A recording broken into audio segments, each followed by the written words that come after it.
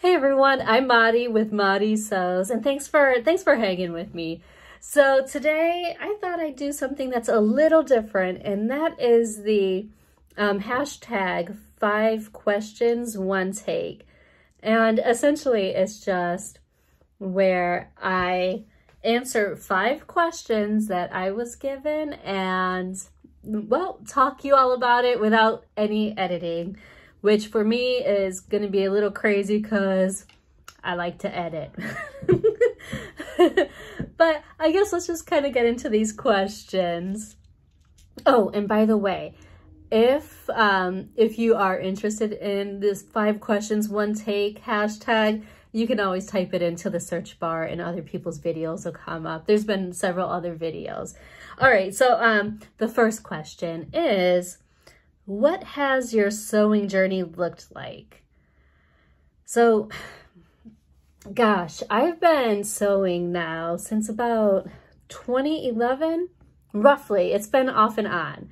I mean, I started with no sewing experience and I made a pretty unsuccessful garment that I had to squeeze into. And then I took a really long break because I figured I had to take some classes and just learn some stuff. I mean, there was even one point where I had picked up a sewing pattern, like a big 4 pattern, and I didn't understand what it was asking me to do because of all of the sewing terminology. So I was like, no. I did end up taking some classes at a local fabric shop here that's called G Street Fabrics. I don't know if they still do classes, but I took several from them, and it was, you know, let's make a tote bag and some pajama pants, and then you progress. And I really enjoyed those classes so much that I guess like that's when my sewing journey like really started. It's just like I saw that I really loved sewing, and it really kind of stuck at that point. There have been times when I stopped sewing for a good amount of time. I can think of a time when I actually started a new job. I had gotten a promotion at work and I started a new job, and it was like in one of the departments that was pretty known for, well, it was just known as not the best place to work, honestly. Well, it required so much time that, you know, like I would literally go to work, come home, you know, take care of my kid, feed him, take a bath, go to bed, and then repeat. And then there were times when I was just like working my entire weekends as well. And during that point, I actually stopped sewing, and then I kind of went through this depression, which was really kind of interesting because the one thing that I felt like helped keep my mind really healthy was the one thing that I had stopped doing. But when I had started sewing again, it kind of helped lift me back up out of that. So I thought that that was really interesting. So I really do encourage people to, you know, kind of find that one activity that you absolutely love. Ever since then, it's been pretty nonstop though. Yeah. So the second question here is, describe your sewing space. Where is it and what does it look like? So this is my sewing space. This is actually it's our like guest bedroom. And you can see where this like little grass wall is, the plant wall. It's actually attached to the Murphy bed. So that comes down, I can move my table out the way and guests can actually have a place to stay. Yeah, I mean, I really do love having this space to kind of contain all of my crafting stuff, because previously I had been sewing downstairs in the family room, and we have like one of those big bookcases with you know, those old school kind of like desks that pull out. Well, that's where I was sewing, like over in that corner, and it was such little space. So I'm happy to be able to kind of spread out and take over in this area without it taking over my family's lives as well. And In terms of messy or cleanliness, I think it's typically somewhere in between. I mean, my trash can overflows, there's stuff on the floor, I have threads on the floor, but I do vacuum it pretty regularly. I've found that I can't start a project unless everything around me is cleaned and clear. And that's actually the same way that I work. And so since I do work from home in this space as well, I do try to every now and then clear the spaces so that way I can just kind of think. What is it like to be a sewing YouTuber, and is it what I thought it would be? So, you know, it's not what I thought it would be.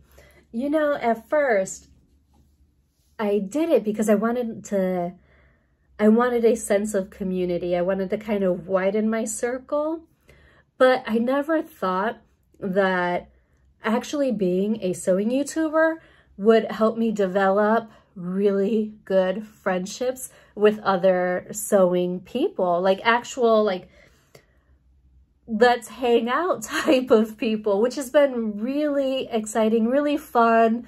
I mean, I'm such an extrovert. When I get a chance to hang out with someone who can understand my sewing knowledge, my sewing lingo, it really does excite me tons. And so, yeah, I would have never guessed that by starting my YouTube channel, I would have met all of my friends down in Florida, whom I absolutely adore. And even like some of you all. And yeah, I mean, I love the chatting. I think it far exceeds what I ever thought it would be. It is a lot of work. I don't think I thought about just how much work it would be. It's one of those things where when I started, I mean, it was fine. I kind of clicked record and started talking. But as I've done more and more videos, I get more ideas on how I can improve them. So I think I make it a whole lot more work than it needs to be. But I feel like that's my life in general. I just make a whole lot more work for myself than anything needs to be. Describe my most memorable project. It, hands down, it has to be my son's, baptism outfit. And actually, it's in his bedroom. So let me go get it real quick.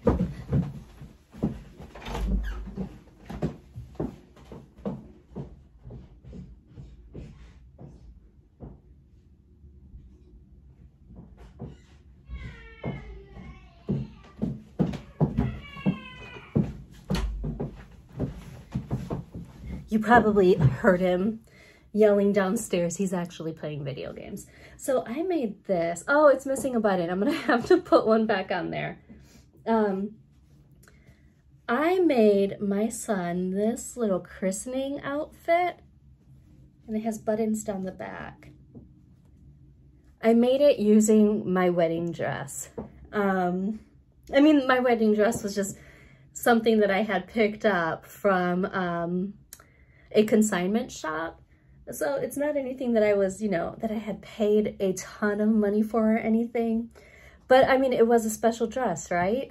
And so when I was getting him baptized, I just knew that I was going to make him something special.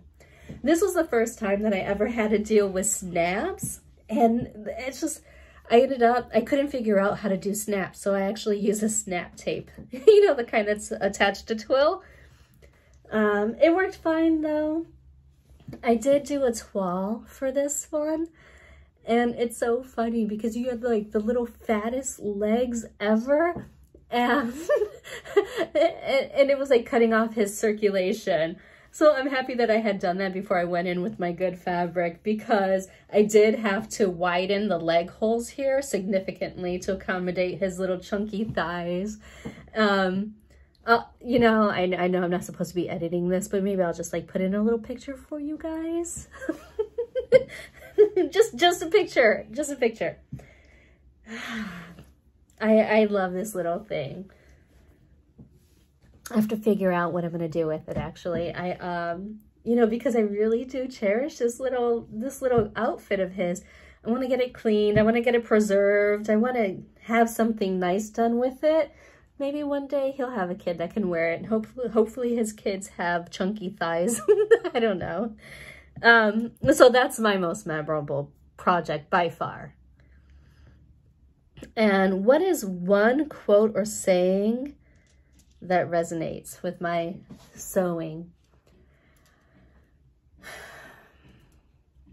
You know, I don't know if, like, I don't know if there's an actual quote or saying that I can think of, but like the mentality, let me talk on that, because I feel like the one thing that I always try to remind myself, and I try to remind you all of as well, is that all of our bodies are perfect bodies, right? And we're sewing things to fit our bodies. We're not trying to fit our bodies into someone else's preconceived notion of what sizing and what women's bodies or men's bodies should actually look like, right? We're perfect as we are in our current state, and we need to celebrate that. And we need to celebrate it by making some amazing stuff that looks great on us, right? Yes, yes, yes, yes. So I guess, like, when I think about just like mindset, that's the one thing that I always turn myself back around to. So when I'm starting to think a little negatively, I bring it back home with that, and I remind myself that. And you all, you should remind yourselves of that every now and then too, because, you know, it's easy. It's easy for us to forget just, you know, how beautiful we are and how wonderfully we're made, you know? Yeah, we're all, please, we're all beautiful, we're all cute, and yes, we all need to wear the amazing things. So those are the 5 questions. That's the one take. I hope I didn't scare any of you all off by my rambling, but I do hope that you loved my little christening outfit for my son as much as I do. You all, tomorrow's Thursday. Friday, I'm actually going to be showing you all the dress turnover, because I did give all of the dresses today to my Maryland ambassador, Marissa. So make sure that you tune back in on Friday. And in case you missed it, make sure that you check out my hack right over here for the funnel neck. And until next time, I sincerely hope that you find joy and have a wonderful day. Bye.